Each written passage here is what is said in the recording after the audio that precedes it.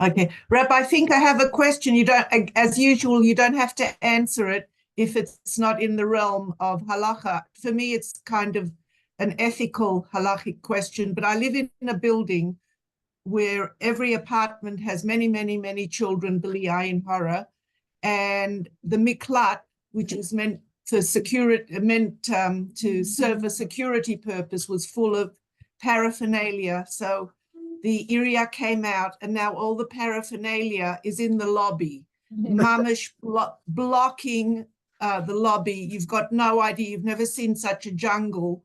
And I am concerned about the safety if there is a re'idat adama or chas v'shalom missiles that flying over, all those paraphernalia could topple. And I'm worried about the safety of the residents in the building, but nobody seems to make any move. So I was wondering, is there anything moral, halachic, something pikuach nefeshtik that I could speak to the Vad Habayit to impress upon them? Well, of course, I suppose they're just waiting.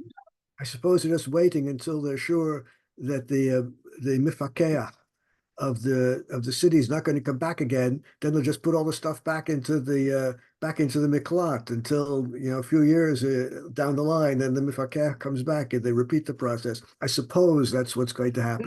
No, because ani dibarti im hamifakeach this morning, and he said to me, the main thing is that we moved everything out of the miklat, and these are Haredi people, and they have a lot of sukkah requirements and a lot of sfarim, and kacha ze hachayim etzel haredim. Okay, all this probably all this stuff is going to migrate back into the right. aftermath. But that doesn't answer your question. No. Let me address your question. Thank you. The area, the municipality, has a different mifakeach who's in charge of lobbies and chatzerot. And if that mifakeach comes, then you get a different doch, a different report from that mifakeach that you have to clean up the lobby. But let me focus on your question. Your question is, can you approach the Vad Habayit and complain? Of course you can. Of course you can complain to the Vad Habayit, and I hope they will listen and do something about it. But if they don't, bottom line, the decision rests with a majority of the dayarim, a majority of the residents. And I suppose, this is just my guess, that if you survey all of the dayarim, the residents, I suppose the majority are going to say, leave it like it is. Correct. And therefore it's probably useless. But at some point, the other mifakeach, who's not in charge of miklatim, the mifakeach for the miklatim, that's the Pikuda Oref, that's the home front command. The Iriyah in Tavruah, they have a different system, and they're in charge of chatzirot and lobbies, and eventually they'll come and insist that the lobby be cleaned up. But until then, the only recourse you have is to complain and to try to convince them to do something about the problem. Because it's very dangerous. I see potential danger and to the body of people's. It's not only dangerous; it's a nuisance, and the lobby is rechush mishutaf. It belongs jointly to everyone in the building, and you should have like everyone else in the building, you should have the right to use the lobby as it was intended, not as a storage room. In my building. Okay, Toda. Thank you. Okay, let's turn to sponges and toothbrushes on Shabbos. Last week was kashrut. This week is Shabbat, and as I said, the principles of toothbrushes and the principles of sponges on Shabbos are essentially the same. So we're going to do both together. Now, I should be able, we are recording. It says we're recording. And how do I get the, I share screen? Here it is. Yeah, you can see I can't do it. Okay, toothbrushes and sponges on Shabbos. Let's begin with Rav Moshe Feinstein, the Igros Moshe. He needs no introduction. We've seen him many times, if not the greatest, truly one of the greatest of the poskim of the 20th century, one of the all-time great poskim. Dvar linakot shinayim b'Shabbos v'Yom Tov. As far as cleaning the teeth is concerned, on Shabbos and Yom Tov, and you're using not only a toothbrush, but you're using something called toothpaste. Toothpaste. I looked this up in a Hebrew dictionary, and my guess is, although the Hebrew dictionary does not have the word toothpaste, my guess is it's referring to mishchat shinayim. Based on the context, I would say that's what it is. Well, Pasha Chasa is obviously prohibited. Now, I, being very cynical, my cynicism is a great burden which I carry upon my shoulders. In my cynicism, I always get very nervous when the poskim say that something is so obvious that it doesn't need any proof. It's just obvious that it's prohibited to use a toothbrush with toothpaste on Shabbos. Well, if it's so obvious, we don't need any proof for that, do we? Well, of course, as we're going to see, what is so obvious to one of the great poskim, exactly the opposite turns out to be obvious to one of the other great poskim. Let's see how this plays out when we see the different approaches and the different opinions. Hu asa mishum memachek, the reason that using toothpaste is prohibited is because of the prohibition of memachek, smoothing the surface of the tooth. Now, this is a prohibition which is derived from leather working. You take the hide of an animal. Part of the process is rubbing the hide of the animal to smooth it, and then you make parchment out of it, or you can use leather for all kinds of purposes.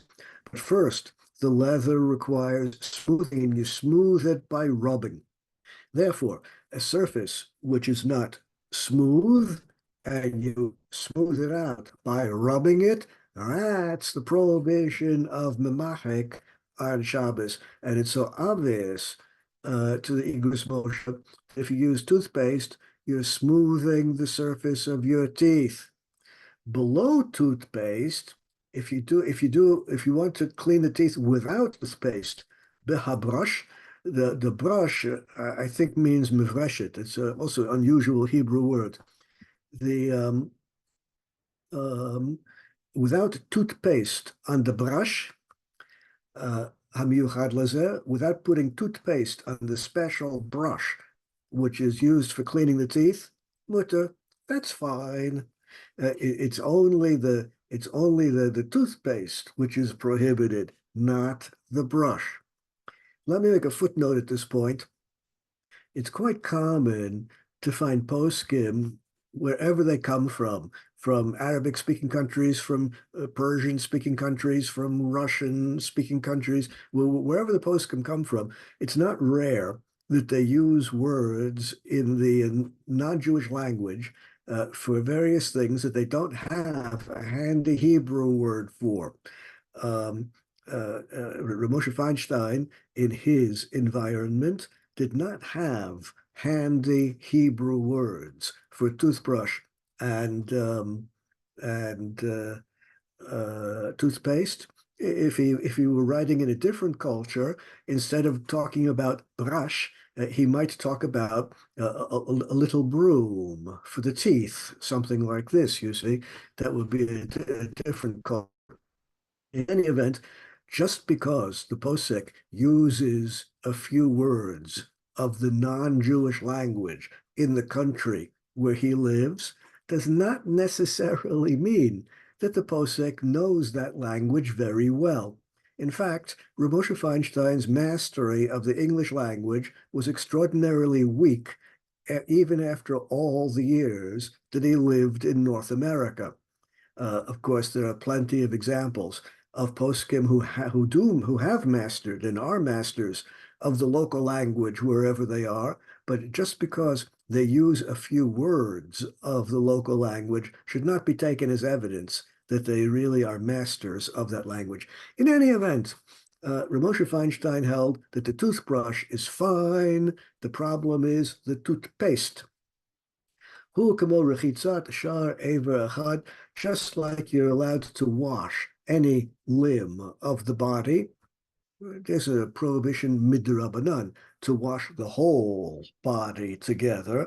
The reason there's an isur derabanan called gezerat merchatzot, the rabbinic prohibition against the bathhouses where you wash the whole body, was because back in those days, in late antiquity, back in Hellenistic times, the balan, balan is in Latin was called the balarius, the man in charge of the bathhouse. He was the balan, the balarius in Latin. The Jews who ran the Roman bathhouses in late antiquity, and Eretz Yisrael had plenty of Roman bathhouses back in those days. The balanim who ran the bathhouses were not very frum, and Chazal were afraid that they would heat water on Shabbos in order to have hot baths. And in order to prevent that, Chazal said, on Shabbos, you're not allowed to bathe, not allowed to bath the whole body. So the Jews did not go to the bathhouse on Shabbos, so there was no reason to heat the water.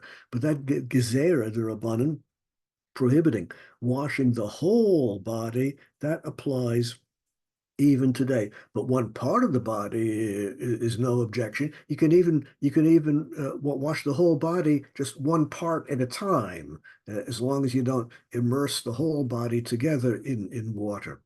Well, just like you're allowed to wash your hands, you're allowed to clean your teeth too. It's the toothpaste which is the problem.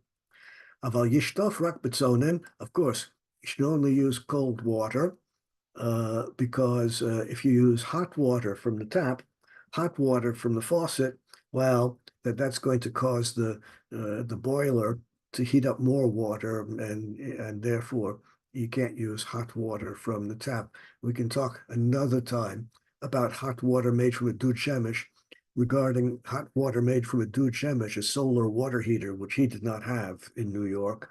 There the poskim are divided, and the majority of poskim have no problem with using hot water from a solar water heater, a dud shemesh, as long as all the water was indeed heated by the sun and the electric heating element was not switched on at all.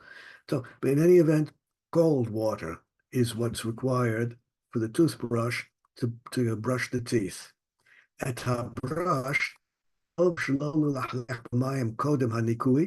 it would be better to use a dry toothbrush rather than a wet one. Why?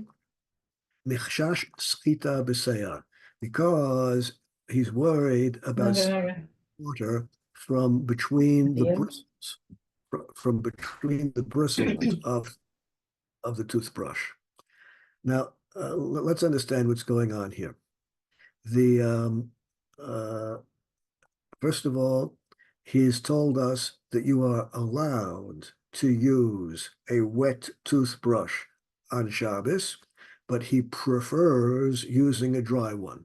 Why does he prefer, why does he recommend the chumrah of using a dry one? Because of schita b'se'ar, squeezing water from the hairs. Works like this. Unlike natural fibers, cotton, wool, linen, unlike natural fibers, which absorb liquid, and you can squeeze the liquid out, the liquid is absorbed in the fabric, and can be squeezed out. That's prohibited on Shabbos. That's a Torah prohibition on Shabbos.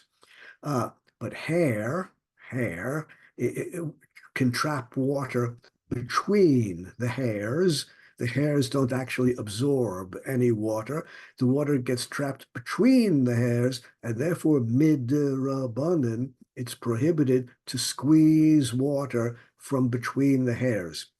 Well, using a toothbrush is sort of like that, and therefore he recommends being mahmir and not using a wet toothbrush so as to avoid this problem. It's of course not exactly the same, and therefore mi'ikar hadin, as far as the bottom line halacha is concerned, it's okay. What have we learned? According to Rav Moshe Feinstein, it's obvious that toothpaste is prohibited, and we're going to see other poskim who think the opposite is obvious in a few minutes. And as far as using the toothbrush without toothpaste is concerned, that's okay with cold water, but he recommends using it dry so as to be mahmir, to avoid the problem of squeezing water from between the bristles. Achar nikui, after you have brushed your teeth, after you've cleaned your teeth, Rabbi Fink, there's a query. Yes, a query. Rabbi, is it possible that you can put toothpaste on your toothbrush before Shabbos and then use it? Yes, of course. Even Reb Moshe would agree that that's okay. Yes. Thank you. Yes, it's okay. Definitely. Achar nikui. Because it dries out or what? Difference. I don't know, but my Why- mom used to do that. Why is that okay? Why is that okay? Yeah.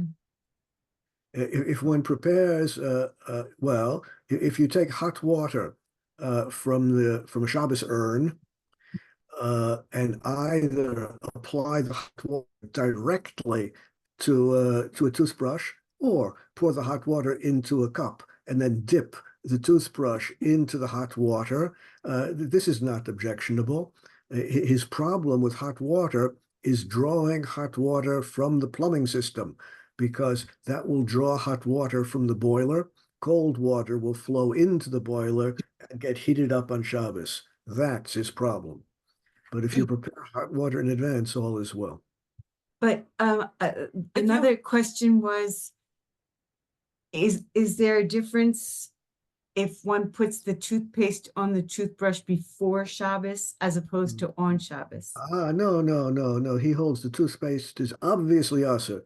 And he doesn't say exactly why, but it's just obviously usher. We're going to go into this a little bit in detail in a few minutes. So you don't.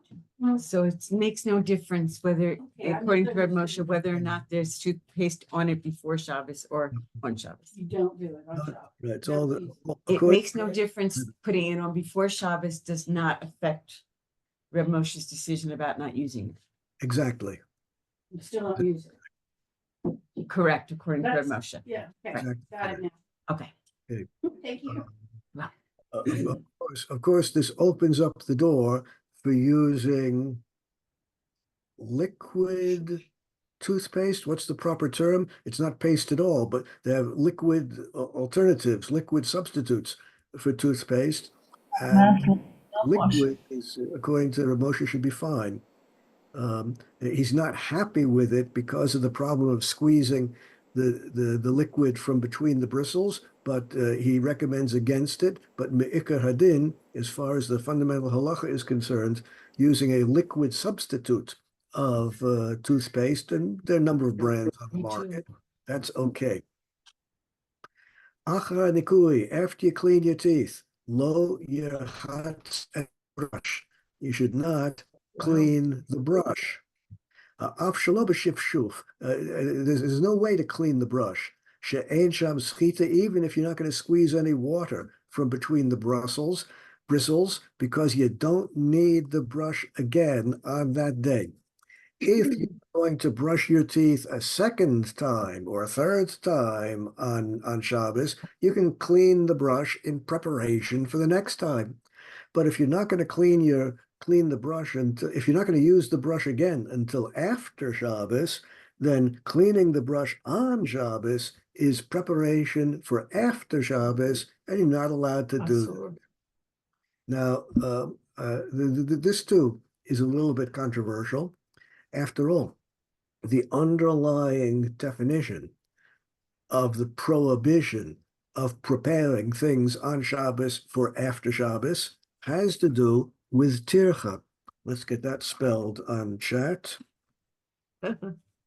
Tircha. On Shabbos, you're not allowed to do things on Shabbos which involve tircha, effort, to prepare for after Shabbos. The difference between actions which are tircha, requiring effort, and actions which are not tircha, do not require effort, what exactly is the difference between them? The difference between them is very easy to understand. Actions that people complain about, those are actions which require effort. Things which people do without complaining, well, if there's no complaining, then there's also no tircha, no effort, and you're allowed to do it on Shabbos. I give you a few examples, and you'll understand right away. If I tell one of my grandchildren, take out the garbage, well, a likely response might be, do I have to do it now? Well, that means it's tircha. That means, and no, but on the other hand, there are plenty of activities which people do without a thought. You just do it. No one thinks about it. No one complains about it. And as far as rinsing the toothbrush is concerned, many poskim will argue that that's something that people do routinely, so routinely that they don't even think about it. Surely no one complains and says, do I have to rinse the brush out now? Can't I do it later? It's such a simple thing that people do routinely without complaining, and therefore there's room for leniency even in this regard. Up to this point, we have the opinion of the Igros Moshe. Number one, toothpaste, obviously prohibited. We've yet to learn why.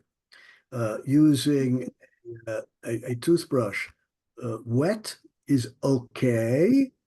He prefers dry so as to avoid the problem of squeezing water from between the hairs. Once you're done brushing the teeth, he says one cannot rinse the toothbrush in preparation for use after Shabbos.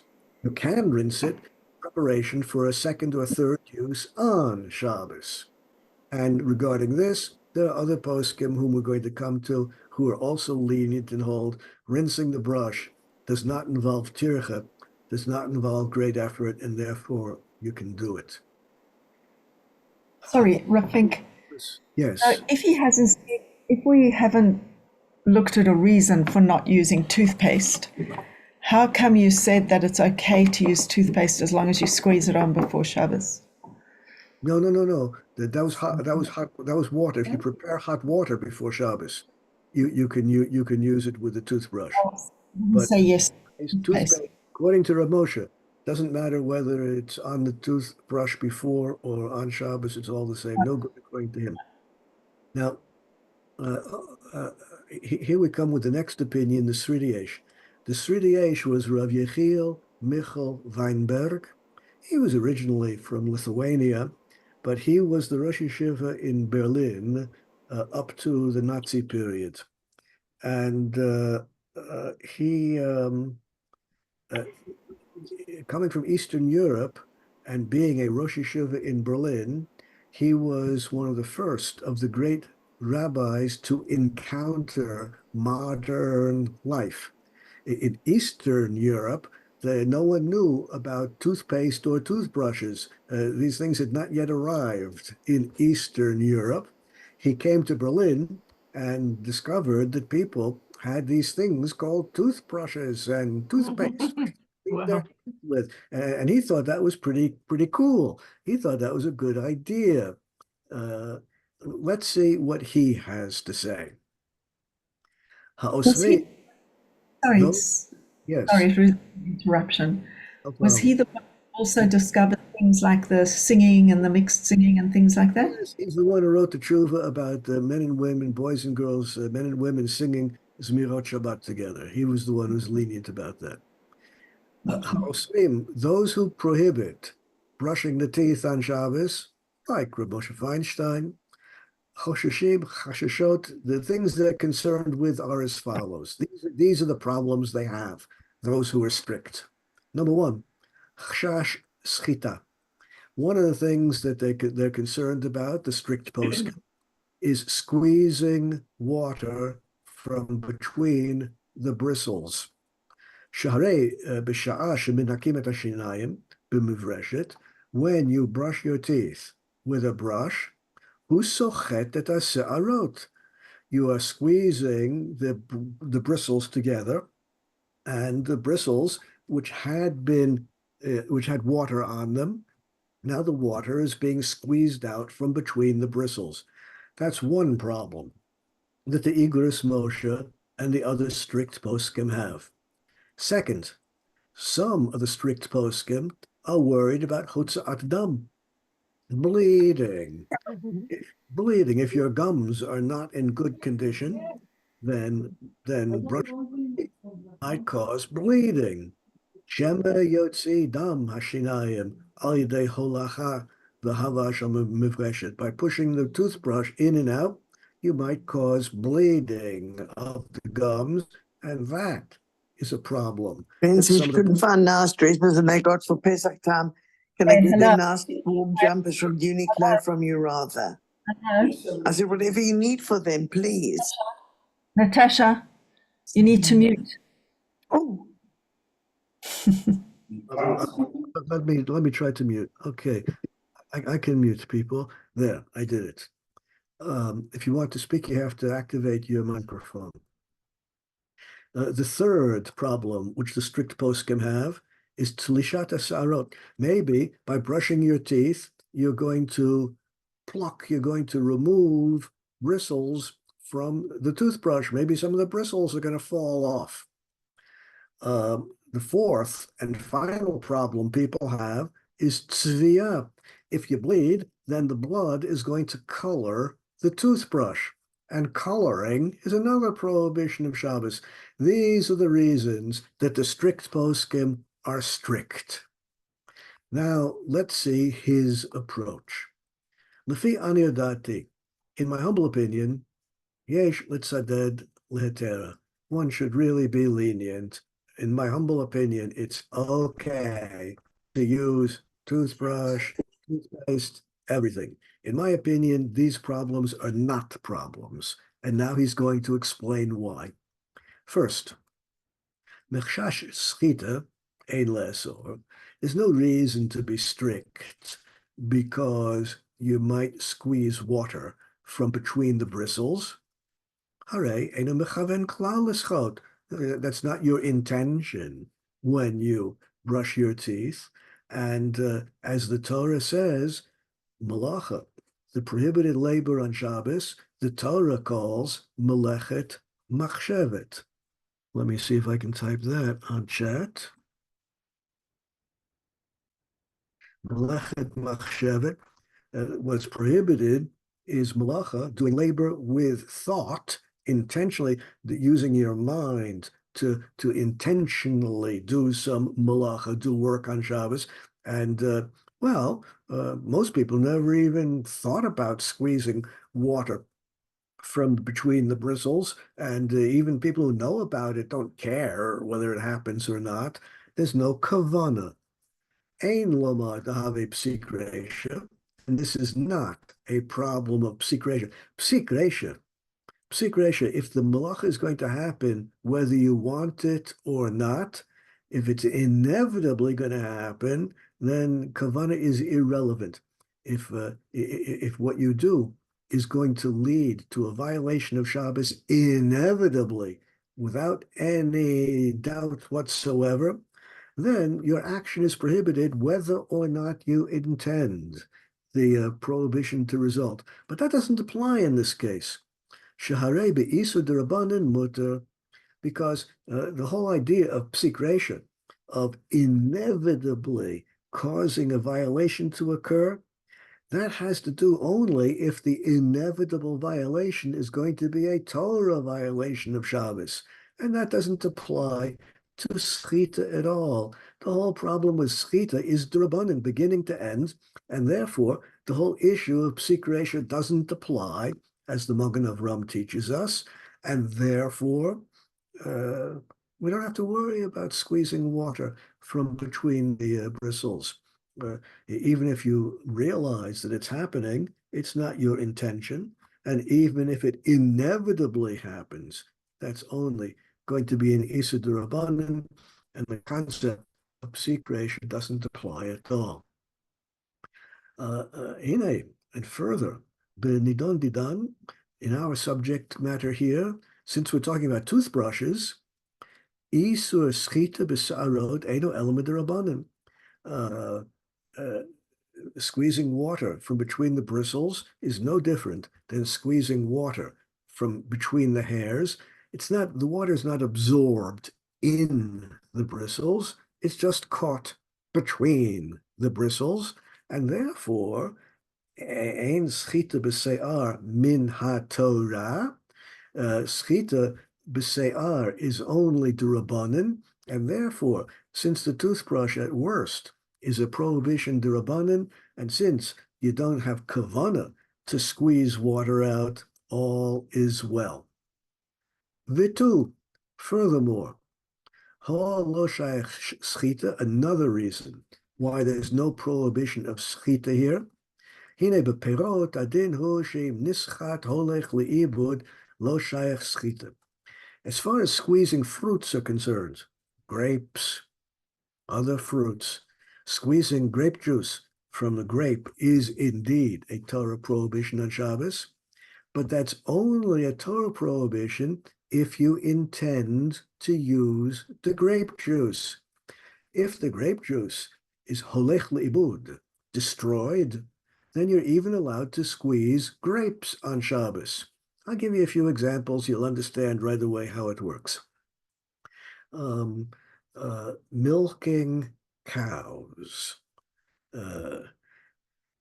I've never milked a cow myself, but like when you do it by hand, what you're doing when you milk the cow by hand is you're squeezing the milk out of the cow's udder. That is schita on Shabbos. Oh, but of course, the cow's udder is going to be engorged on Shabbos. It's going to be very uncomfortable for the cow if you do not milk it. And therefore, of course, it's acceptable to milk the cow on Shabbos, but the milk has to be holech leibud. You milk the cow where the milk just falls on the ground and is lost. You cannot milk the cow into a pail, into a bucket, so that you can use the milk. The schita, the squeezing of the milk, has to be done in a way that it's holech leibud, is lost and not usable, and that eliminates the prohibition of schita. I'll give you one more example. You open up a can of tuna fish. Well, perhaps you don't have canned tuna fish in your country. Perhaps you have only tins of tuna fish. You open up either a can or a tin of tuna fish, and you want to squeeze out the excess oil from the tuna fish. Well, if the oil which is squeezed out, holech leibud, is lost, goes into the garbage or down the drain, then that is indeed permissible. The example of the Mishnah Brura is if you have pickles with too much pickle juice in them, and you want to squeeze the pickle so that the juice comes out, as long as the juice is holech leibud, it goes down the drain or into the rubbish, then it's okay to do that. Similarly, another example of the Mishnah Brura, if you have potato kugel or a lakshan kugel, like they serve in yeshivas, with far too much oil in it, You can take the kugel in hand, squeeze it, the oil will drip out as long as the oil is holech leibud, goes into the rubbish or down the drain, that's okay. Schita is prohibited only if you want the liquid which you squeeze out. And with a toothbrush, well, you're going to spit it out, and of course it's going to be holech leibud, and therefore no problem. Yesh l'tzaref od heter. There's another reason why we should be lenient. Masha besfog yesh beit achiza. As far as sponges are concerned, and remember, back in the days of the Sri Yesh, not so long ago, just before World War II, back in his days, the word sponge referred to an aquatic animal. There was an animal in the sea. Well, they're still there in the sea. Sponges. It's an animal. And they would catch the animals and sell them. Those are sponges. The sponges we use today are, of course, all synthetic. Well, we could still buy natural sponges, but they're as good as synthetic ones. A sponge, you're not allowed to squeeze a sponge to squeeze the water out unless the sponge has a handle. If you're not actually touching the sponge, if you're not actually holding on to the sponge, you're holding on to the handle to which the sponge is attached, the Gemara says flat out, that's okay. Now, the reason why it's okay is a little bit controversial. There are two opinions. Why a handle on a sponge makes it permissible to use the sponge. According to Rambam, the reason is if you don't have a handle and you're holding the sponge in your hand or your fingers, you're surely going to squeeze out water. And therefore, you have to have a handle. That's what Rambam says. Ravid disagrees, and the explanation of the Ravid is the explanation which is embraced by subsequent poskim. Here comes the reason which is generally accepted by the poskim. Ravid had difficulty explaining why the handle works, and he came up with the following explanation. Hatam, the reason that it's okay to use a sponge if it has a handle, the reason that's okay, adding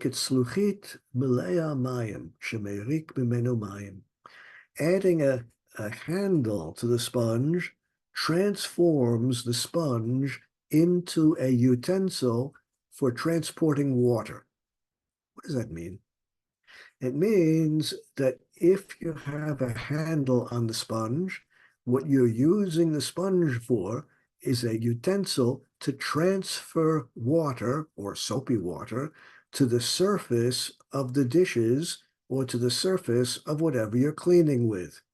Just like you could take soapy water in a cup and spill it on the dishes, well, you have a different way of transporting the water or soapy water to the surface of the dish, and that's by using a sponge with a handle. In any event, if the sponge has a handle, all the poskim agree that you're allowed to use it on Shabbos. The exact reason why it's permissible is controversial, but all agree. And of course, a toothbrush, by its very nature, has a handle. So even if you're going to claim that there's some prohibition of schita, squeezing out water from between the bristles, even if you think that's a problem, the problem is because you're just holding on to a handle. And the Gemara itself says flat out that a sponge attached to a handle is fine to use on Shabbos. Furthermore, it says in the Gemara, Mutar lirchotz b'chamei Tveria. I explained earlier that there's a gezerah d'Rabbanan, or a rabbinic prohibition prohibiting bathing or bathing in hot water because of those balanim, because of the people who ran the bathhouses were not so frum in those days. Nonetheless, Chazal say, it says in the Mishnah, it says in the Gemara, that it's okay to bathe, it's okay to bath yourself in Chame Tiberia, in the hot springs of Tiberia, Tiberias. Why? Because no one heats it. It's just hot by itself. And therefore, it's okay to use that hot water on Shabbos. And further, the Gemara says, Mutalis tapeg balontis. After bathing in the hot water springs on Shabbos, you can use a towel to dry yourself with. Oh, the Gemara says you can use a towel to dry yourself with. The Rishonim, all the commentaries on the Gemara say, Lo chashashu l'schita. Chazal might have prohibited the towel because they might have been afraid that you would squeeze water from the towel if it gets wet, if you dry yourself with the towel. Well, that might have made sense. That might have been a reasonable prohibition they might have made. Why did they not make such a prohibition? Mishum shedarkam listapeg, because everyone uses towels on Shabbos. V'imata oseh listapeg. If you tell the people that they're not allowed to use a towel on Shabbos, ata osro b'rechitza, then they're not going to wash themselves either. If you can't dry off after washing, then the people are not going to wash either. If you're going to tell them they can't use a towel to dry the dishes, then they're not going to wash the dishes on Shabbos. Well, it's just unreasonable to expect everyone to go on Shabbos without washing the hands, for example. Of course, people are going to want to wash their hands on Shabbos. And if you prohibit them from using towels, then they're going to refrain from washing their hands, and that's just not possible. Well, the rule is Gezerah, she'ein rov hatzibur yacholim la'amod ba, any rabbinic prohibition where Chazal saw that a majority of the population could not accept the prohibition, such prohibitions have no force and are of no value. In order for a rabbinic prohibition to work, in order for it to be applied, it must be something that all the people could abide by. Benidon didan, and as far as brushing the teeth is concerned, the majority of people are not going to tolerate going the whole of Shabbat without brushing their teeth at all. Now, this is a very interesting cultural observation. Right? He grew up in Eastern Europe in a place where no one had heard about toothbrushes, much less toothpaste. He ended up in Germany, in Berlin, where everyone was brushing the teeth. And since he observed that in Germany, you could not reasonably expect the people to go 24 hours or longer without brushing their teeth, well, this is similar to the towel, which Chazal permitted for exactly the same reason. Well, he has reason after reason after reason after reason. He has 5 reasons why the prohibition of schita, squeezing, does not apply here. Any one of the reasons is sufficient by itself. So even if you're unhappy with a few of them, there are enough reasons left to be lenient and using the toothbrush on Shabbos. Up until this point, he has spoken only about schita, squeezing. The other issues involved, yesh latir, there's also reason to be lenient. She'eno mitkaven v'lo have psik reisha. As far as all the other issues are concerned, no one intends to cause the gums to bleed. No one, and if that happens, no one has kavana to color the toothbrush red. All the other things are surely b'li kavana. No one intends those things to happen, and therefore they're not prohibited, even if they do happen.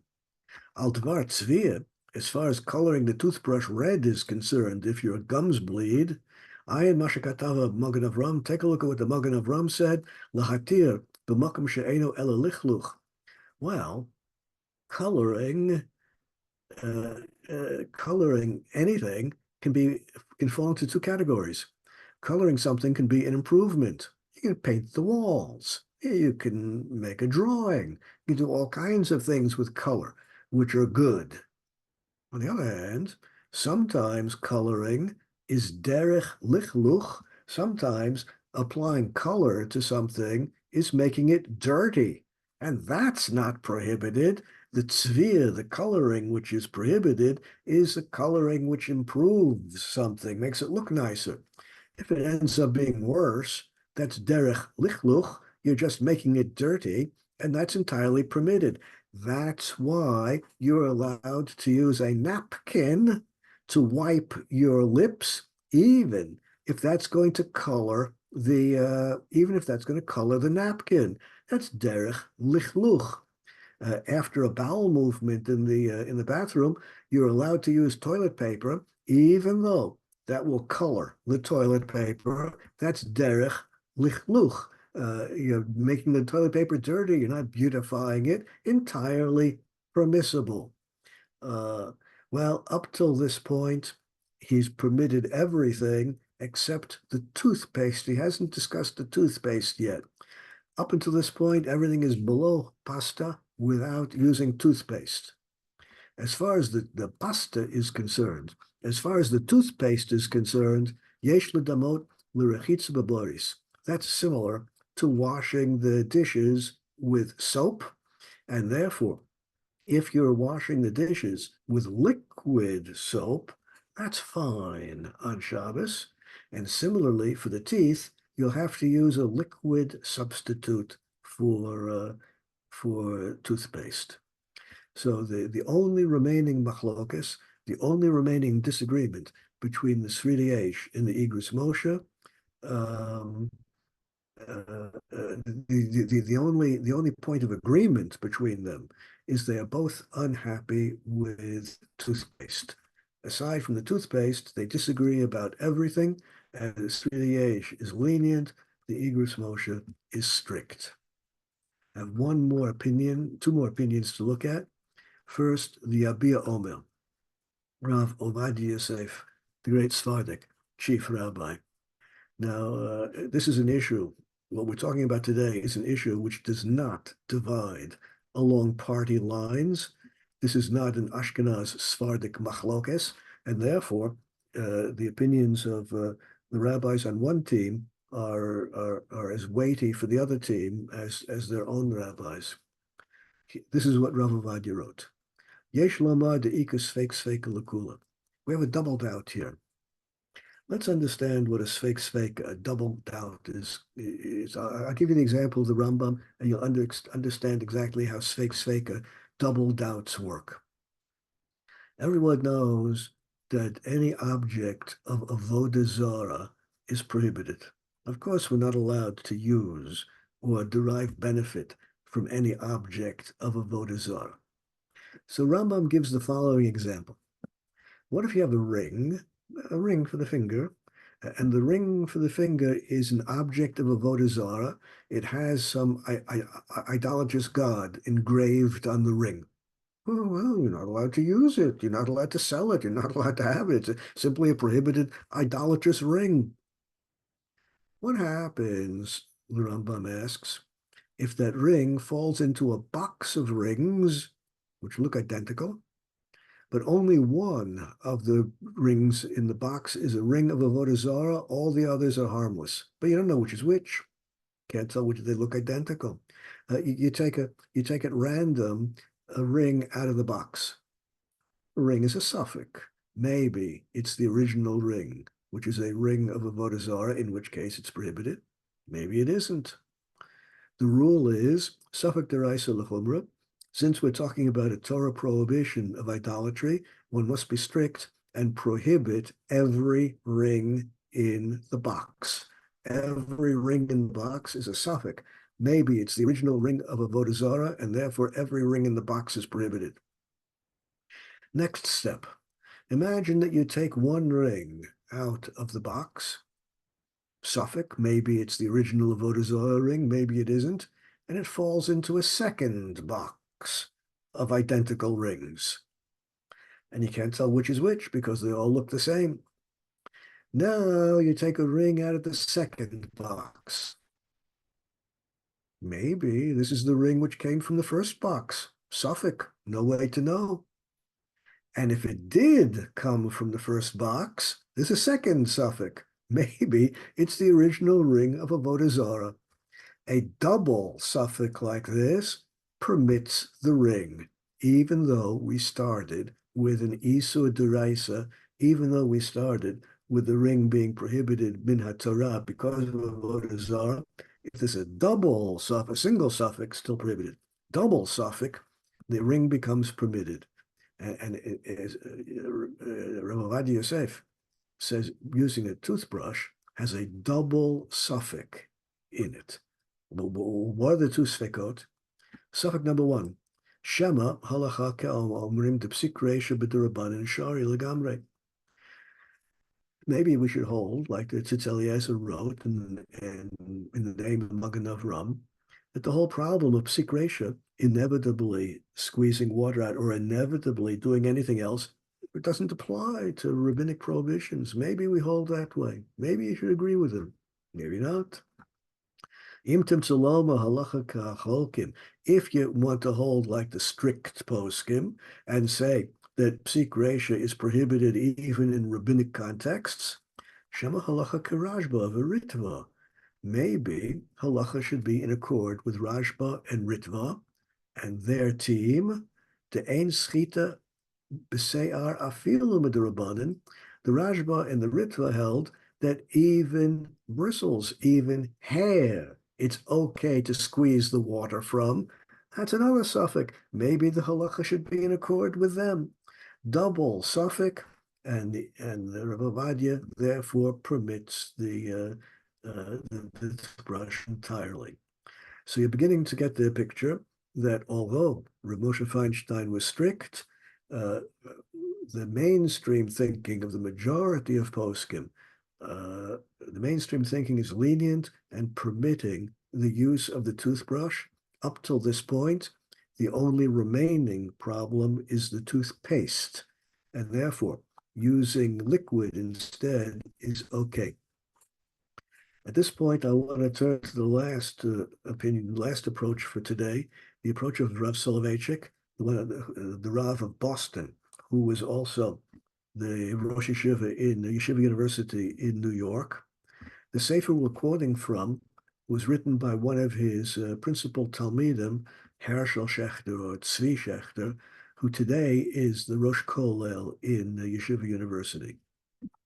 L'divrei Harav, he writes, according to Rav Soloveitchik, ein b'mishchat shinayim mishum memachek. There's no problem with toothpaste, according to Rav Soloveitchik. Ta'amo, his reason, is according to what it says in the Gemara, b'chol chafinet hakelim. You can use anything as washing material to wash dishes. Doesn't matter what you use. Chutz mikli kesef, aside from kli kesef, aside from silver utensils, where shining silver utensils is a special problem. But if we're not talking about shining silver utensils, we're talking about copper, brass, bronze, stainless steel, anything else, it doesn't matter what you use to clean the dishes with or the utensils. Because all you're doing is removing the dirt from the surface of the dish. All you're doing is removing the dirt from the surface of the cutlery. This is not like leather working, where you smooth the leather. You started out with bumpy leather and you end up with smooth leather.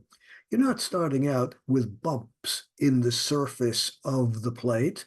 Rather, there's only dirt on the plate. And that, of course, you're allowed to remove. Similarly, if you have dirt on the teeth, that's not called memachek because you're not smoothing the tooth. You're just removing the dirt which is on the surface of the tooth. Furthermore, ein b'mishchat shinayim mishum mimareach, it told us memachek, kevan she'eino mosiv shetach halak. Furthermore, no one uses toothpaste in order to add a smooth layer of toothpaste over the tooth. No one is makpid, no one is careful to guarantee that the toothpaste will be applied in an even, smooth surface over the tooth. No one applies the toothpaste in an even, smooth surface all over the tooth. And after you use the toothpaste, well, it's not bar kaima, it's just going to be washed away after a few seconds. And therefore, in no sense have you created a smooth surface of toothpaste over the tooth. Even if it weirdly happens, it's just going to be washed away in a few seconds, has no status of permanence and therefore permissible. According to Rav Soloveitchik, therefore, he is he's the one who permits the toothpaste. All the others, aside from Reb Moshe, permit the brushing, but without the toothpaste, you should use a liquid substitute, and such are available in the market. No problem in acquiring that. These are the principal opinions and approaches which give us understanding of sponges and toothbrushes on Shabbos. I'm going to pause with this and ask you if you have any questions that you want to pose now. Any questions? So is that the final word?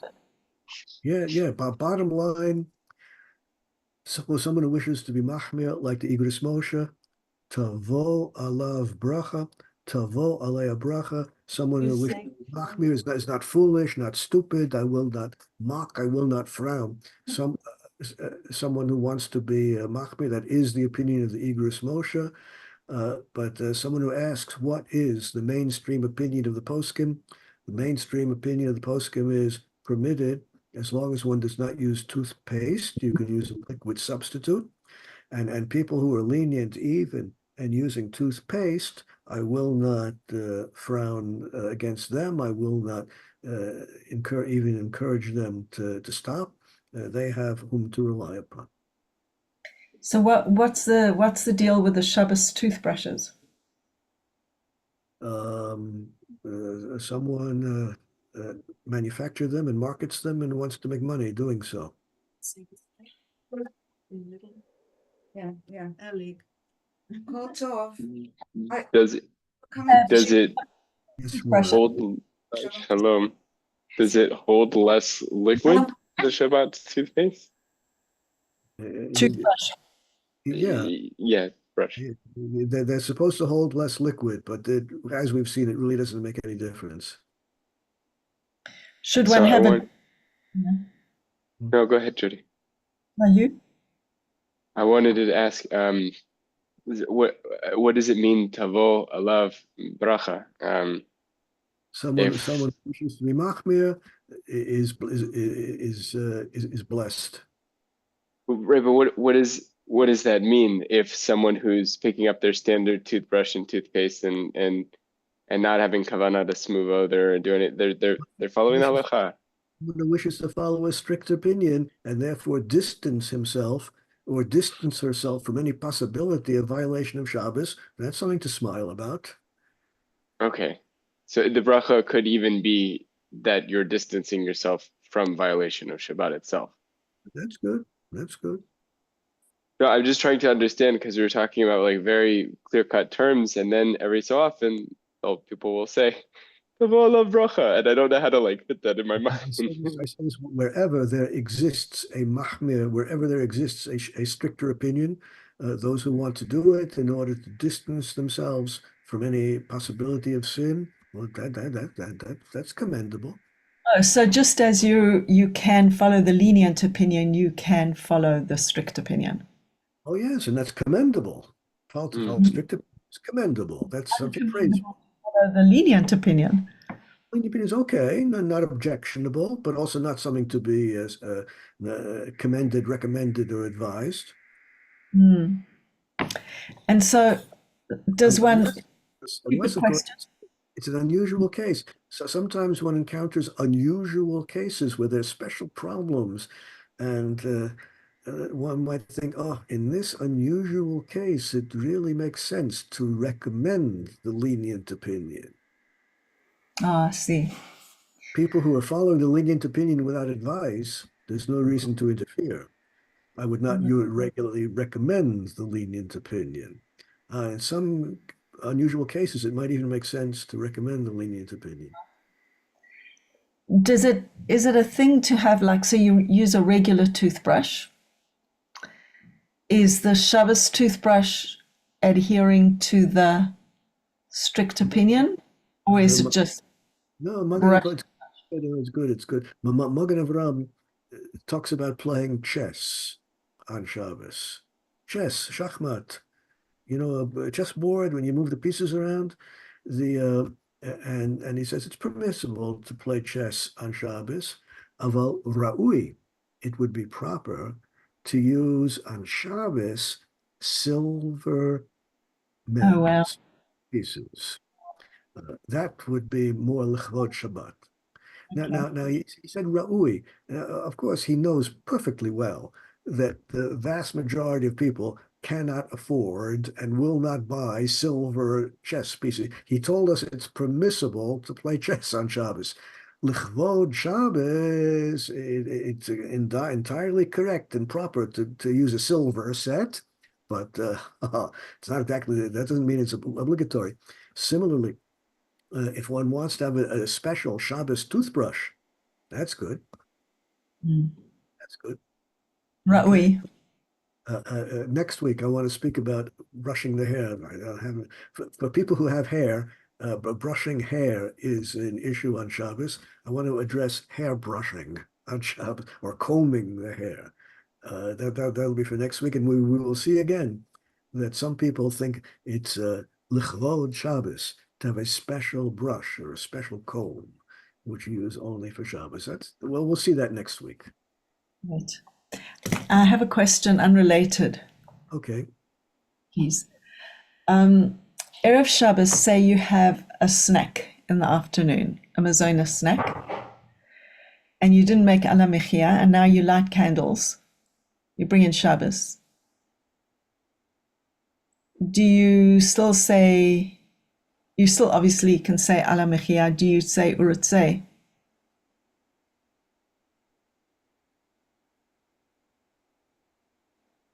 No, one does not say ritzeh because you ate it before Shabbos. You ate it before you accepted Shabbos, therefore you do not say ritzeh. Oh, okay. So it makes no difference. Thank you.